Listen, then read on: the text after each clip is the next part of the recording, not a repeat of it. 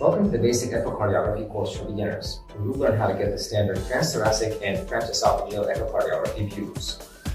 My name is Mohammed, and I'll be your instructor. I've been a practicing cardiologist for 7 years, during which I've performed over 700 echocardiographic studies. I'm also the developer of Virtual Echo, the echocardiography simulator, which I'll be using for this course.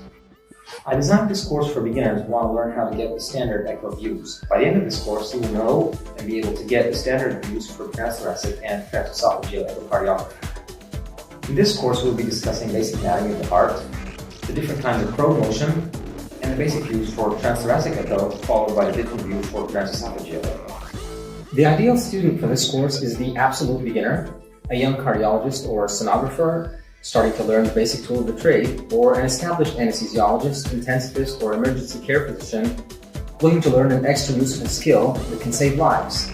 There are no requirements necessary to enroll. We're starting from scratch, so you can dive right in. Feel free to look through the course curriculum, and I look forward to seeing you inside.